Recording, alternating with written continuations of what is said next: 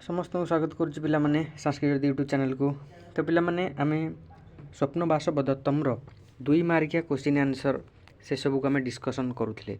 2 मार्किया 3 मार्किया यही सब question answer गुड़ तुम बहुत बहुत इंपोर्टाट कारण तुम्हें क्वेश्चन पैटर्न पे जानी कि नहीं मुझे कहीपरि किंतु जो मैंने भी न जाच से कहीदे 2 मार्किया पड़ो 3 मार्किया पड़ो है OMR माने बहु विकल्प माने 3 ऑप्शन थी से भाया किटा पड़ो शब्द रूप पड़ो धातु रूप पड़ो स्त्री प्रत्यय पड़ो समास पड़ो है कौन दे संपूर्ण ये पुणी कौन दे ना श्लोक किसी देखो व्याख्या करने पड़ो ट्रांसलेसन पड़ो है यही भाव में तुम 80 मार्कर क्वेश्चन आसो। ठीक अच्छे पिला माने तो तुम्हें से ही अनुसार ये सब को देखु था। तो फास्ट पार्ट वीडियो रे आम 30 क्वेश्चन डिस्कसन करते ये बर्तमान आउ कि डिस्कसन करवा स्वप्न बासवदत्तम 2 नंबर विशिष्ट क्वेश्चन आंसर तापर पुणी 3 number question answer good discussion करवा। ठीक अच्छे पिला माने तो स्टार्ट करदे ता पूर्व कह रखुच्छी जदि तुम मानकर क्लास करने सह तुम जदि पीडीएफ दरकार यही पीडीएफ गुड़िक जो दरकार मुझे जोटा पढ़ाऊँ यार पीडीएफ जो दरकार तुम्हें मैंने कौन करना टेलीग्राम ग्रुप रे जॉइन हो जाओ। टेलीग्राम ग्रुप रे जॉइन हो गले कौन हम से सब पीडीएफ अपलोड करी। ठीक अच्छे पिला माने यही वीडियोर लिंक कौन डिस्क्रिप्शन रे मुझे टेलीग्राम ग्रुप रो कौन दे लिंक दे देती तुम मैंने सेठी जाकि जॉइन हो पार। ठीक अच्छे देखा कौन अच्छे नेक्स्ट क्वेश्चन देखा किम निमित्तम पद्मावती प्रमोदवनम आगतवती कहीं पद्मावती प्रमोदवन को आसी बहुत सरिया पर ना राजकुमारी पद्मावती प्रमोदवन रे गंगशिउली गछटिए लगाई गंगशिउली गछ लगाई से ही गछरे फूल फुटिला कि नहीं जानापी पद्मावती सखी मान सहित प्रमोदवन को आगमन करते जानीला पिलाने। नेक्स्ट देखा चेट्या हस्तस्थिता शेफालिकाम कथम शोभते चेट्टीर हाथ में थिबा शेफाली फूलटी के भली शोभा पाउथिला केमती शोभा पाउथिला चेट्टी हाथ में फूलटी ना राजकुमारी पद्मावती रोपण करिथिबा शेफाली वृक्ष पुष्परे परिपूर्ण हो उठिथिला चेट्टी से ही गछरु आंगुली भरी गंगशिउली पुष्प तोलिथिले सेही फूलगुड़िक अर्धमनः शिला परी अत्यंत सुंदर देखा जाउथिला हला माने चकचकिया शिला परी अत्यंत सुंदर देखा जाउथिला। ठीक अच्छे पिला माने अर्धमनः शिला परी शरत कालस्य निर्मले गगने सारस पंक्ति कीदृशी आसीत् शरत कालर निर्मल गगन रे सारस पंक्ति के भली माने शोभा पाउथिले शरत काल रे निर्मल आकाश रे सारस पक्षी मानकर पंक्ति बा धाड़ी के भली शोभा पाउथिला ना शरत कालर निर्मल आकाश रे सारस पंक्ति आकाश को 2 भाग करी उड़ी जाउथिले से सारस पंक्ति केउठी सरल केउठी विस्तृत भाव में तो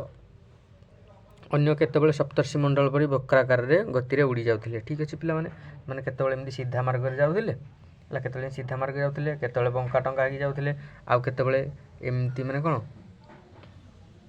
सप्तर्षि मंडल एमती माने चढ़ेईर डेणा भली केतबेले जाउथिले केतबेले सप्तर्षि मंडल परी वक्राकार गति रे होथिले ए भली भाव समान सब उड़ी जाउथिले। ठीक अच्छे पिला माने नेक्स्ट देखिया कोन अछि शिलायाम काचिद आसीना इति उदयन कथम ज्ञातवान यही शिलार ये पत्थर उपरे कहीं जड़े बसी बोली उदयन केमी जानीपारे है जो उदयन गले से समस्त उदयन को देखिकी समस्ते लुचि जाते ना बासवदत्ता और से अन्य समस्ते पद्मावती चेट्टी इत्यादि सब लुचि जाते तो शिलार कहीं जड़े बसी बोली उदयन केमी जाइले ना देख चट्टाण तले पड़ा फूल गुड़िक पादरे दली हो जाता अर्थात किए बसी बोली ये तले पड़ा फूल गुड़िक दली चकटी हो जाए पत्थर चट्टाणी सामान्य उषुम जना पड़ा जे बसी उषुम जना पड़ो तेणु निश्चिंत कहीं जड़े शिला उपरे बसी बोली उदयन जानीपारे उदयन बहुत चालाक पिला बासवदत्ता अश्रुपात किम कारण प्रदर्शित होती बासवदत्ता आखिर लुह जो बाहरला हे लुहर कारण कौन कहीदे बासवदत्ता स्वामी कथा मन पड़ी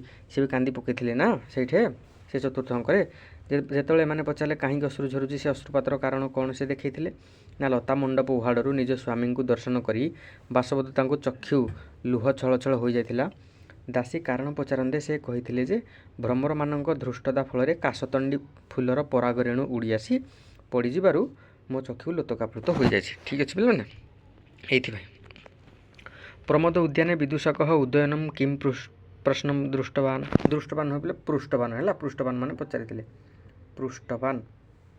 पृष्ठवान माने पचारि प्रमोद वन रे विदूषक उदयन को क्यों प्रश्न पचारि ना देख ମଗଧର ଏକ ପ୍ରମୋଦ ଉଦ୍ୟାନରେ ବିଦୂଷକ ଓ ଉଦୟନ କଥୋପକଥନ କରୁଥିଲେ। ସେତେବେଳେ ସେହି ସ୍ଥାନ ନିର୍ଜନ ବୋଲି ମନେକରି ବାସବଦତ୍ତା ଓ ପଦ୍ମାବତୀଙ୍କ ମଧ୍ୟରେ ଏହି ଉଭୟଙ୍କ ମଧ୍ୟରେ କିଏ ରାଜା ଉଦୟନଙ୍କର ଅଧିକ ପ୍ରିୟ ବୋଲି ବିଦୂଷକ ପ୍ରଶ୍ନ ପଚାରିଥିଲେ। ହେଲା, କା ଭବତ ପ୍ରିୟା, ଏଇ କ୍ୱେଶ୍ଚିନ୍ ପଡ଼ିଥିଲା। ହେଲା, ଏମିତି ପଚାରିଥିଲେ। କଥଂ ବାସବଦତ୍ତା ବିଦୂଷକସ୍ୟ ଅଧିକ ପ୍ରିୟା ଆସୀତ୍।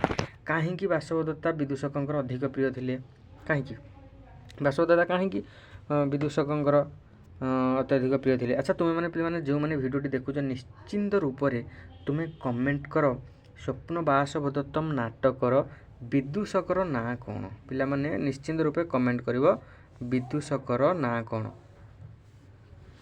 ବିଦୂଷକର ନାଁ କ'ଣ। ଆଉ ଯେଉଁମାନେ ନ ଜାଣିପାରୁଛ ମଧ୍ୟ ବିଦୂଷକର ନାଁ କ'ଣ, ସେଇମାନେ ବି କମେଣ୍ଟ କର ଯେ ସାର୍ ଜାଣିନି, ମୁଁ ତାକୁ ନିଶ୍ଚିନ୍ତ ରିପ୍ଲାଏ ଦେବି ତା ନାଁଟା କ'ଣ, ବିଦୂଷକର ନାଁଟା। ହେଲା, ବିଦୂଷକ ଖାଦ୍ୟଲୋଭୀ ଥିଲେ, ତେଣୁ ସୁସ୍ୱାଦୁ ଖାଦ୍ୟରେ ତାଙ୍କର ଲାଳସା ଥିଲା। ବାସବଦତ୍ତା ତାହା ଜାଣିପାରି ପ୍ରତିଦିନ ସୁସ୍ୱାଦୁ ଖାଦ୍ୟ ପ୍ରଦାନ କରି ବିଦୂଷକଙ୍କୁ ଆପ୍ୟାୟିତ କରୁଥିଲେ, ମାନେ ତାଙ୍କୁ ଶାନ୍ତି ପ୍ରଦାନ କରୁଥିଲେ। ତେଣୁ ବାସବଦତ୍ତା ବିଦୂଷକଙ୍କର ଅଧିକ ପ୍ରିୟ ଥିଲେ, এই କଥା ସେ କହିଥିଲେ। ଠିକ୍ ଅଛି, ଏଇଥିପାଇଁ ବିଦୂଷକଙ୍କର ବାସବଦତ୍ତା ପ୍ରିୟ ଥିଲେ। କଥମ ବାସବଦତ୍ତା ପ୍ରମୋଦ ବନାତ୍ ଗତବତୀ। ଆଚ୍ଛା, କାହିଁକି ବାସବଦତ୍ତା ପ୍ରମୋଦ ବନ ଆଡ଼କୁ ଯାଇଥିଲେ? ହଁ, ଦେଖ, ଯେତେବେଳେ ବାସବଦତ୍ତା ଜାଣିପାରିଲେ ଯେ ସେ ପାଖରେ ରହୁଥିବାରୁ ପଦ୍ମାବତୀ ସ୍ୱାମୀ ଉଦୟନଙ୍କ ନିକଟକୁ ଯାଇପାରୁନାହାନ୍ତି, ସେତେବେଳେ ପଦ୍ମାବତୀଙ୍କୁ ସେହି ସୁଯୋଗ ଦେବା ପାଇଁ ବାସବଦତ୍ତା ପ୍ରମୋଦ ବନରୁ ବାହାରି ଯାଇଥିଲେ। କାହିଁକି ପ୍ରମୋଦ ବନରୁ ସେ ବାହାରି ଚାଲିଗଲେ? କାରଣ ସେ ଥିଲେ ବୋଲି ତାଙ୍କ ପାଖକୁ ଯାଇପାରୁନାହାନ୍ତି ନା, ସେଇଥିପାଇଁ ସେମାନଙ୍କୁ ଟିକେ ସୁଯୋଗ ଦେଇଥିଲେ ଯେ ସେ ତାଙ୍କ ସ୍ୱାମୀଙ୍କ ପାଖକୁ ଯାଆନ୍ତୁ ବୋଲି। ଠିକ୍ ଅଛି, ସେଇଥିପାଇଁ ସେ ପ୍ରମୋଦ ବନରୁ ବାସବଦତ୍ତା ବାହାରି ଆସିଲେ। ତପୋବନେ କେ କଥମ ଉତ୍ସାରଣ ଅକୁର୍ବନ। ତପୋବନରେ କେଉଁମାନେ ଓ କଥମ ମାନେ କାହିଁକି ଲୋକମାନଙ୍କୁ ଉତ୍ସାରଣ ହଟେଇ ଦେଉଥିଲେ, ହଟିଯା କହିକି? ଦେଖ ପିଲେ, ମଗଧରାଜ ଦର୍ଶକଙ୍କ ଭଗିନୀ ପଦ୍ମାବତୀ ନିଜର ଜନନୀ, ନିଜର ମାତା ମହାଦେବୀଙ୍କୁ ଦର୍ଶନ କରିବା ପାଇଁ ତପୋବନକୁ ଆସିଥିଲେ। ରାଜକୀୟ ବିଧି ଅନୁସାରେ ତାଙ୍କୁ ସମ୍ମାନ ଜଣାଇବା ପାଇଁ ଭୃତ୍ୟ ବା ସେବକମାନେ ତପୋବନରେ ଲୋକମାନଙ୍କୁ ବଳପୂର୍ବକ ହଟିଯା କହିକି ଲୋକମାନଙ୍କୁ ହଟେଇ ଦେଉଥିଲେ ଏଇଥିପାଇଁ। ଠିକ୍ ଅଛି ପିଲାମାନେ, ନେକ୍ସଟ ଦେଖ, କଥଂ ମନସ୍ୱିନଃ ବନମ୍ ଅଭିଗମ୍ୟ ବସନ୍ତି। କାହିଁକି ମନସ୍ୱୀ ଲୋକମାନେ ବଣକୁ ଆସି ବାସ କରନ୍ତି? ଏଇ ମନସ୍ୱୀ ବା ଏଇ ଯେଉଁ ମୁନି ଋଷିମାନେ, ତପସ୍ୱୀମାନେ, ନା ମନସ୍ୱୀ ତପସ୍ୱୀମାନେ ଶାନ୍ତିପ୍ରିୟ ଅଟନ୍ତି। ମୁଖ୍ୟ କଥା ହେଲା ଶାନ୍ତିପ୍ରିୟ ଅଟନ୍ତି। ତପସ୍ୟା ସେମାନଙ୍କ ଜୀବନର ଚରମ ଲକ୍ଷ୍ୟ। ବନଭୂମି ଗୁଡ଼ିକ ଶାନ୍ତିର ସ୍ଥଳୀ ହୋଇଥିବାରୁ ମନସ୍ୱୀ ତପସ୍ୱୀମାନେ ତପସ୍ୟା ଉଦ୍ଦେଶ୍ୟରେ ଆସି ବଣରେ ଆସି ବାସ କରନ୍ତି। ନଗରରେ କ'ଣ କୋଳାହଳ ସୃଷ୍ଟି ହେବ, ସେଇଥିପାଇଁ ଆସନ୍ତି।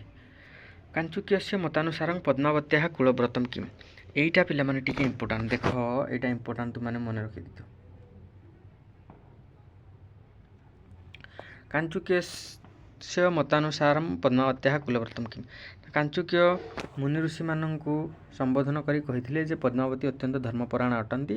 ସେ ଧର୍ମ କାର୍ଯ୍ୟରେ କୌଣସି ପ୍ରକାର ବିଘ୍ନ ସୃଷ୍ଟି କରିବା ପାଇଁ ଇଚ୍ଛା କରନ୍ତିନି। ଏଇଟା ହିଁ ହେଉଛି ତାଙ୍କର କୁଳବ୍ରତ। ତାଙ୍କ କୁଳବ୍ରତ ହେଉଛି ଏହା ଯେ ସେ ତପସ୍ୱୀମାନଙ୍କର ଧର୍ମ କାର୍ଯ୍ୟରେ ବାଧାବିଘ୍ନ ସୃଷ୍ଟି କରିବା ପାଇଁ ଜମା ବି ଚାହାନ୍ତିନି। ଏଇଟା ହିଁ ହେଉଛି ତାଙ୍କର କୁଳବ୍ରତ।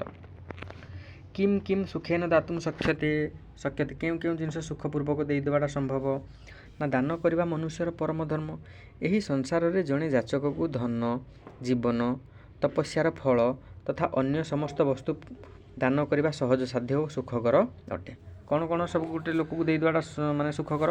ନା ନିଜର ଧନ, ଜୀବନ, ତପସ୍ୟାର ଫଳ ସବୁ କିଛି ଦେଇଦେବା ସହଜ ଅଟେ। ହେଲା, ଧନ, ଜୀବନ, ତପସ୍ୟାର ଫଳ ଏବଂ ଅନ୍ୟ ସବୁ କିଛି ଦେଇଦେବା ସୁଖକର। ପଦ୍ମାବତୀ କଥମ ଭଗିନ୍ୟାଃ ଚରିତ୍ରମ୍ ରକ୍ଷିତୁମ୍ ଶକ୍ୟା ଇତି ଯୌଗନ୍ଧରାୟଣ ମୁକ୍ତବାନ। ଆଚ୍ଛା, ମୋତେ ତୁମେ ପିଲାମାନେ କମେଣ୍ଟରେ ଜଣାଅ, ଯୌଗନ୍ଧରାୟଣ ତ ଥିଲେ ଉଦୟନଙ୍କର ଜଣେ ଅମାତ୍ୟ, ତାଙ୍କର ଆଉ ଜଣେ ମୁଖ୍ୟ ଅମାତ୍ୟ ଥିଲେ ଉଦୟନଙ୍କର। ସେଇ ମୁଖ୍ୟ ଆଉ ଜଣେ ଯେଉଁ ଅନ୍ୟ ଅମାତ୍ୟଙ୍କର ବା ମନ୍ତ୍ରୀଙ୍କର ନାମ କ'ଣ ଥିଲା ତୁମେ କମେଣ୍ଟରେ ଜଣାଅ। ଯେଉଁମାନେ ନ ଜାଣିଛ ମଧ୍ୟ ସେମାନେ ଜାଣିନି ବୋଲି କମେଣ୍ଟ କର, ମୁଁ ନିଶ୍ଚିନ୍ତ ସେମାନଙ୍କୁ ରିପ୍ଲାଏ ଦେବି। ଦେଖ ତାପରେ ଦେଖ, ପଦ୍ମାବତୀ କଥମ ଭଗିନ୍ୟା ଚରିତ୍ରମ୍ ରକ୍ଷିତୁମ୍ ଶକ୍ୟା ଇତି ଯୌଗନ୍ଧରାୟଣ ଉକ୍ତବାନ। ପଦ୍ମାବତୀ କିପରି ମୋ ଭଉଣୀ ମାନେ ତାଙ୍କ ଭଉଣୀର ଚରିତ୍ରକୁ ରକ୍ଷା କରିବା ପାଇଁ ସମର୍ଥ ବୋଲି ଯୌଗନ୍ଧରାୟଣ କହିଥିଲେ। କିପରି ସେ ସମର୍ଥ? ନା ପଦ୍ମାବତୀ ଅତ୍ୟନ୍ତ ଧର୍ମପରାୟଣ ତଥା ପରମଜ୍ଞାନୀ ଥିଲେ। ଏହାଛଡ଼ା ତାଙ୍କର ବଂଶ ପରମ୍ପରା ମହାନ ଥିଲା। ତେଣୁ ସେ ତାଙ୍କର ଭଉଣୀର ଚରିତ୍ର ରକ୍ଷା କରିବା ପାଇଁ ସମର୍ଥ ହେବେ ବୋଲି ଯୌଗନ୍ଧରାୟଣ କହିଥିଲେ। ଯୌଗନ୍ଧରାୟଣ ଏଥିପାଇଁ କହିଥିଲେ ଯେ ପଦ୍ମାବତୀ ଉଚ୍ଚକୁଳ ସମ୍ପନ୍ନା, ଧର୍ମପରାୟଣ, ସେଇଥିପାଇଁ ସେ ମୋ ଭଉଣୀର ଚରିତ୍ର ରକ୍ଷା କରିବାରେ ସମର୍ଥା। ଗଣକୈଃ ପ୍ରଥମ କିମ୍ ପ୍ରତିଷ୍ଠା। ବୁଝୁଛି, ଯେ ଗଣକ ଅର୍ଥାତ ଗଣକ ମାନେ ଜ୍ୟୋତିଷ ମାନେ ପ୍ରଥମରୁ କ'ଣ ଉପଦେଶ ଦେଇଥିଲେ ବା କ'ଣ କହିଥିଲେ ନା ରାଜା ଉଦୟନଙ୍କ ରାଜ ପରିଷଦରେ ପୁଷ୍ପକ ଆଉ ଭଦ୍ରକ ଏଇ ଦୁଇଟା ନାଁ ମନେ ରଖିଲେ। ପୁଷ୍ପକ ଆଉ ଭଦ୍ରକ ଏଇ ଦୁଇ ଜଣ ହେଉଛନ୍ତି ଗଣକ, ଦୁଇ ଜଣ ଗଣକ ବା ଜ୍ୟୋତିଷ ଆଦି ଅଭିଜ୍ଞ ଗଣକ ମାନେ ଥିଲେ ହେଲା ରାଜା ଉଦୟନଙ୍କ ରାଜ ପରିଷଦରେ। ସେମାନେ ପ୍ରଥମେ ଗଣନା କରି କହିଥିଲେ ଯେ ରାଜା ଉଦୟନଙ୍କର ରାଜ୍ୟ ଶତ୍ରୁ କବଳିତ ହେବ ହେଲା, ଏଇଟା ବି ସତ ହେଲା, ଏବଂ ରାଜା ପତ୍ନୀ ବିଚ୍ଛେଦ ଭୋଗ କରିବେ, ସେଇ କଥା ମଧ୍ୟ ସତ ହେଲା ହେଲା, ଏଇ କଥା ସେ ପ୍ରଥମେ କହିଥିଲେ। ବ୍ରହ୍ମଚାରୀ କୁତ୍ର ସ୍ଥିତ୍ୱା କିମ୍ ଅକରୋତ୍, ବ୍ରହ୍ମଚାରୀ ଜଣକ କେଉଁଠାରେ ରହିକିରି କ'ଣ କରୁଥିଲେ ନା ବତ୍ସ ଦେଶରେ ଲାବାଣକ ନାମରେ ଏକ ଗ୍ରାମ ଥିଲା। ସେହି ଗ୍ରାମରେ ଏକ ପ୍ରସିଦ୍ଧ ବେଦ ବିଦ୍ୟାଳୟ ଥିଲା। ସେହି ପ୍ରସିଦ୍ଧ ବେଦ ବିଦ୍ୟାପୀଠରେ ଅବସ୍ଥାନ କରି ବ୍ରହ୍ମଚାରୀ ବେଦ ବିଦ୍ୟା ଅଧ୍ୟୟନ କରୁଥିଲେ। ଠିକ୍ ଅଛି ପିଲାମାନେ, ବତ୍ସ ଦେଶର ଲାବାଣକ ଗ୍ରାମ। ମୃଗୟାତ୍ ପ୍ରତିନିବୃତ୍ତ ରାଜା ଉଦୟନ କିମ୍ କୃତବାନ୍, ମୃଗୟାରୁ ଫେରି ଆସିବା ପରେ ରାଜା ଉଦୟନ କ'ଣ କରିଥିଲେ? ମୃଗୟାରୁ ଫେରି ଆସି ରାଜା ଉଦୟନ ବାସବଦତ୍ତା ଓ ମହାମନ୍ତ୍ରୀଙ୍କ ନିଧନ ବୃତ୍ତାନ୍ତ, ନିଧନ ମାନେ ମୃତ୍ୟୁ ବୃତ୍ତାନ୍ତ ଶ୍ରବଣ କରି ଦୁଃଖରେ ମ୍ରିୟମାଣ ହୋଇପଡ଼ିଲେ। ବାରମ୍ବାର ବାସବଦତ୍ତାଙ୍କ ନାମ ସ୍ମରଣ ପୂର୍ବକ ସେହି ନିଆଁକୁ ଡେଇଁ ପଡ଼ି ଆତ୍ମହତ୍ୟା କରିବା ପାଇଁ ଉଦ୍ୟତ ହୋଇଥିଲେ। ବାରମ୍ବାର ବାସବଦତ୍ତାଙ୍କ କଥା ମନେ ପଡ଼ିବାରୁ ସେ ଅତ୍ୟଧିକ ଦୁଃଖରେ ମ୍ରିୟମାଣ ହୋଇ ସେ ନିଆଁରେ ଡେଇଁ ପଡ଼ି ଆତ୍ମହତ୍ୟା କରିବା ପାଇଁ ଉଦ୍ୟତ ହୋଇଥିଲେ। ହେଲା ବେଲେ କା କଥମ ଦଗ୍ଧାପି ଅଦଗ୍ଧା ଭବତି, ପିଲାମାନେ ଇଏ ଇମ୍ପୋର୍ଟାଣ୍ଟରେ ମନେ ରଖିଦେଇଥାଉ। କିଏ କାହିଁକି ଦଗ୍ଧା ମାନେ ପୋଡ଼ିକିରି ମଧ୍ୟ ପୋଡ଼ି ନାହାନ୍ତି, ଜଳି ଯାଇ ମଧ୍ୟ ଜଳି ଯାଇନାହାନ୍ତି, କିଏ ଆଉ କାହିଁକି ନା ବତ୍ସରାଜ ଉଦୟନଙ୍କ ମହାରାଣୀ ବାସବଦତ୍ତା ଅଗ୍ନିରେ ଦଗ୍ଧ ହୋଇ ମୃତ୍ୟୁବରଣ କରିଥିଲେ। ମାତ୍ର ତାଙ୍କ ସ୍ୱାମୀଙ୍କ ସ୍ମୃତିପଟଳରେ ଚିରଦିନ ପାଇଁ ଉଜ୍ଜୀବିତ ହୋଇ ରହିଥିବାରୁ ସେ ଅଗ୍ନି ଦଗ୍ଧା ହୋଇଥିଲେ ମଧ୍ୟ ଅମର ହୋଇ ରହିଥିଲେ। କିଏ ଦଗ୍ଧା ହୋଇ ମଧ୍ୟ ଦଗ୍ଧା ହୋଇନାହାନ୍ତି ନା ବାସବଦତ୍ତା ହେଲା, କାରଣ ସେ ଏତେ ଭଲ ପାଉଥିଲେ ତାଙ୍କ ଭର୍ତ୍ତୁ ସ୍ନେହାତ୍ ସା ଦଗ୍ଧାପି ଅଦଗ୍ଧା, ଶ୍ଲୋକରେ ଅଛି ନା ସ୍ୱାମୀଙ୍କ ସ୍ନେହ ହେତୁରୁ ସେ ଆଜି ଜଳିକି ମଧ୍ୟ ଜଳି ନାହାନ୍ତି ବାସବଦତ୍ତା। ରାଜା ଉଦୟନ କିମ୍ ଉକ୍ତ୍ୱା ଲାବାଣକେ ବିଳପିତବାନ୍, ରାଜା ଉଦୟନ କ'ଣ କହିକି ବାରମ୍ବାର ଲାବାଣକ ଗ୍ରାମରେ ବିଳାପ କରୁଥିଲେ, ଚିତ୍କାର କରୁଥିଲେ, ବୋବାଳି ଛାଡ଼ୁଥିଲେ ନା ଲାବାଣକ ଅଗ୍ନିକାଣ୍ଡରେ ପତ୍ନୀ ବାସବଦତ୍ତା ଦଗ୍ଧା ହୋଇଥିବାର ଜାଣି ଉଦୟନ ପ୍ରିୟତମାଙ୍କ ଗୁଣ ସ୍ମରଣ କରି ଏହିଠାରେ ତାଙ୍କ ସହିତ ଖେଳୁଥିଲି, ଏଇଠାରେ ତାଙ୍କ ସହିତ ବସି କଥା ହେଉଥିଲି, ଏଇଠାରେ ତାଙ୍କ ଉପରେ ରାଗୁଥିଲି, ଏଇଠି ତାଙ୍କ ସହିତ ବସି କେତେ କଥା ହେଉଥିଲି, ଏଇଭଳି କଥା କହିକି ବିଳାପ କରୁଥିଲେ। ଠିକ୍ ଅଛି ପିଲାମାନେ। ହୃଦୟମ୍ ଅନ୍ଧି ଭବତି ଇତି ବାସବଦତ୍ତା କଥମ ଚିନ୍ତିତବତୀ, ବାସବଦତ୍ତା କାହିଁକି ଚିନ୍ତା କଲେ ଯେ ମୋ ହୃଦୟ ଆଜି ଅନ୍ଧକାରରେ ଭରି ଯାଉଛି ନା ଏଇଥିପାଇଁ ବାସବଦତ୍ତା ରାଜ୍ୟ ତଥା ସ୍ୱାମୀଙ୍କର ସ୍ୱାର୍ଥ ନିମନ୍ତେ ଆବନ୍ତିକା ରୂପେ ମଗଧ ରାଜକୁମାରୀ ପଦ୍ମାବତୀଙ୍କ ନିକଟରେ ଅବସ୍ଥାନ କରିଥିଲେ, ନ୍ୟାସ ରୂପରେ ରହିଥିଲେ। ତାଙ୍କ ସ୍ୱାମୀ ଉଦୟନଙ୍କ ସହିତ ପଦ୍ମାବତୀଙ୍କର ବିବାହ ସ୍ଥିରୀକୃତ ହୋଇଥିବାର କଥା ଶୁଣି ତାଙ୍କ ହୃଦୟ ଅନ୍ଧୀଭୂତ ହୋଇଯାଇଛି। ଅର୍ଥାତ୍ ଯେତେବେଳେ ସେ ଶୁଣିଦେଲେ ତାଙ୍କ ସ୍ୱାମୀଙ୍କର ପଦ୍ମାବତୀଙ୍କ ସହିତ ବିବାହ ଠିକ୍ ହୋଇଗଲାଣି, ସେହି ସମୟରେ ତାଙ୍କ ହୃଦୟ ଅନ୍ଧକାର ହୋଇଯାଇଥିଲା।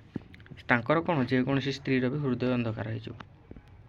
କଥମ ଆବନ୍ତିକୟା କୌତୁକ ମାଳିକା ଗୁମ୍ଫନିଆ, କାହିଁକି ଆବନ୍ତିକା ଦ୍ୱାରା କୌତୁକ ମାଳିକା ଗୁନ୍ଥିବା ଉଚିତ ବୋଲି କୁହାଯାଇଛି। କାହିଁକି ଆବନ୍ତିକା ହିଁ କେବଳ ଗୁନ୍ଥିବେ ନା ବାସବଦତ୍ତା ଆବନ୍ତିକା ନାମରେ ପଦ୍ମାବତୀଙ୍କ ନିକଟରେ ଅବସ୍ଥାନ କରୁଥିଲେ ହେଲା। ଆବନ୍ତିକା ନାମରେ ତାଙ୍କ ସ୍ୱାମୀ ଉଦୟନଙ୍କ ସହିତ ପଦ୍ମାବତୀଙ୍କର ବିବାହ ସ୍ଥିରୀକୃତ ହୋଇଯାଇଥିଲା, ଏଇଟା ସମସ୍ତେ ଜାଣିଛ।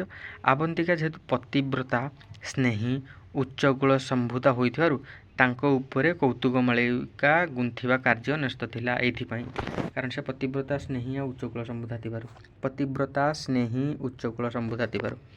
ନେକ୍ସଟ ଦେଖ ପିଲାମାନେ କ'ଣ ଅଛି, ତାପରେ ପିଲେ ଦେଖରେ କ'ଣ ଅଛି। ପଦ୍ମାବତ୍ୟାଃ ବିବାହ ଅବସରେ କଥମ ଆବନ୍ତିକା ପ୍ରମୋଦବନମ୍ ଆଗତା, ପଦ୍ମାବତୀଙ୍କର ବିବାହ ଅବସରରେ କଥମ ଆବନ୍ତିକା ପ୍ରମୋଦବନମ୍ ଆଗତା ହେଲା। ପଦ୍ମାବତୀଙ୍କର ବିବାହ ଅବସରରେ କାହିଁକି ଆବନ୍ତିକା ବେଶଧାରିଣୀ ବାସବଦତ୍ତା ପ୍ରମୋଦବନକୁ ଚାଲି ଆସିଥିଲେ? ତୁମେମାନେ ଏଇଟା ଗେସ୍ କରିକି କୁହ। କିଏ କ'ଣ ନିଜ ଆଖିରେ ନିଜ ସ୍ୱାମୀର ବିବାହ ଆଉ ଗୋଟିଏ ସ୍ତ୍ରୀ ସହିତ ହେଉଥିବାର ଦେଖିପାରିବ କି? ଦେଖିପାରିବନି ନା। ତ ଦେଖ କାହିଁକି ପଳେଇ ଆସିଥିଲେ, ତଥାପି ଶୁଣ ଉତ୍ତରଟା। ବାସବଦତ୍ତା ପଦ୍ମାବତୀଙ୍କ ନିକଟରେ ଆବନ୍ତିକା ରୂପରେ ଅବସ୍ଥାନ କରୁଥିବା ବେଳେ ତାଙ୍କ ସ୍ୱାମୀଙ୍କ ସହିତ ପଦ୍ମାବତୀଙ୍କର ବିବାହ ଅନୁଷ୍ଠିତ ହୋଇଥିଲା।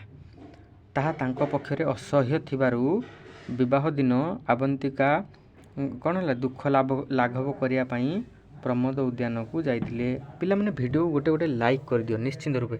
ତୁମମାନେ ଦେଖ ରାତି ବର୍ତ୍ତମାନ ସମୟ କେତେଟା ତୁମମାନେ ଦେଖ ପିଲାମାନେ 10ଟା 10 ଦେଖିଅଛି ନା ପିଲାମାନେ। एते राति में तुम कंटेंट बनईकि वीडियो बना जाउछि तुम मानकर एग्जाम जेतु पाखैलाणी बहुत कष्ट कंटेंट बनई ताको प्रिपरेशन करिकी करा जाउछि पिला माने निश्चिंत वीडियो को लाइक करबो चैनल को सब्सक्राइब करनो ठीक अछि पिला माने प्रच्छादनायां सज्जायामपि विदूषकः कथम निद्राम न अलभत हला ये गोटे प्रच्छादन होता सुखपूर्वक शज्यारे विदूषक को कहीं निद्रा निद लगुनथिला ना राजा उदयन सहित विदूषक मगध राजप्रसाद अवस्थान करी राजसुख भोग करुले मात्र अति गरिष्ठ खाद्य खाई हजम न होउथिबारु विदूषक को सुंदर सुसज्जित बिछणार निद्रा होउनथिला कहीं जेहेतु से खाऊले हजम होउनथिला से बोले मेन कथा है से तु मैंने जदि खाईदेव राति हजम हेनी पेट गैस हो आउ निद लगनी मुंड बुंद सब हम टोटाल आ किसी शांति लगनी पद्मावती कुत्र कुत्र गता भवेत इति विदूषक उक्तवान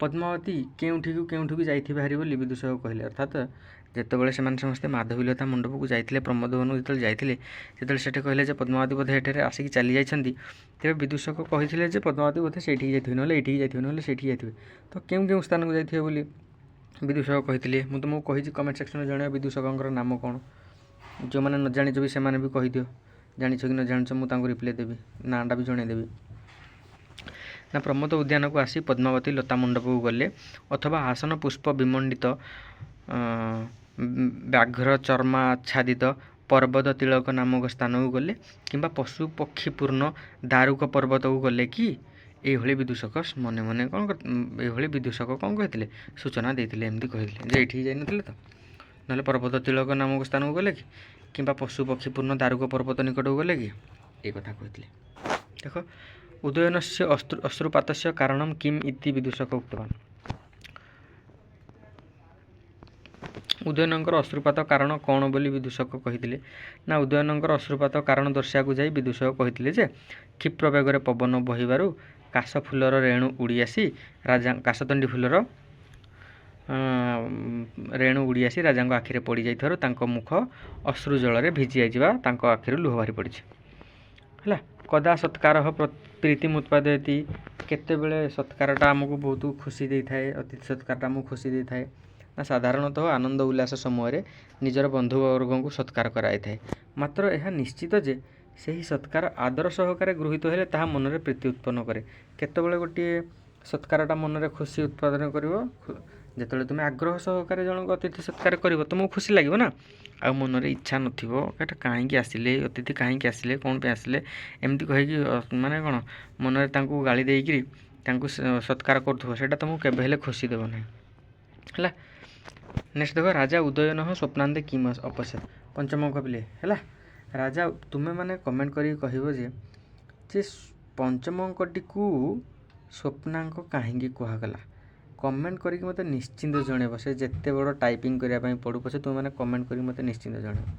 ठीक अच्छे पिले राजा उदयन स्वप्नांते किम अपश्यत राजा उदयन स्वप्नर अंतिम सरिया पर स्वप्न माने कौन भांगिया समय स्वप्नर अंतिम समय कौन देखी स्वप्न देखी सारिबा परे राजा उदयनंकर निद भांगी जाइथिला से उठी पड़ी निजर चरित्र को रक्षा करुथुबा सेही प्राणप्रिया बासवद तांकर कज्जल शून्य नेत्र जहाँ आखिरे कज्जल लगी नथिले तथा दीर्घ चूर्ण कुंतल युक्त मुख को देखी दीर्घ माने बड़ बड़ चूर्ण कुंतल माने कौन जो तांकर कौन आखि आग को जो केशर आग भाग को जो केशर जो फ्रंट रे जोड़ा सब मुह को पड़ी थाए से गुड़ी चूर्ण कुंतल कहुए से चूर्ण कुंतल युक्त मुख को देखी ठीक अच्छे पिला देख कथम उदयन से हृदय परिशंकित आसीत कहीं उदयन हृदय परिशंकित हो जाता कहीं हृदय पूरा शंकार पड़ते ना उदयन प्रद्योत कन्या बासवद अपहरण कर आनी बंचाई रखिबार असमर्थ होते तेणु काले कंचुकीय से विषय किसी कहे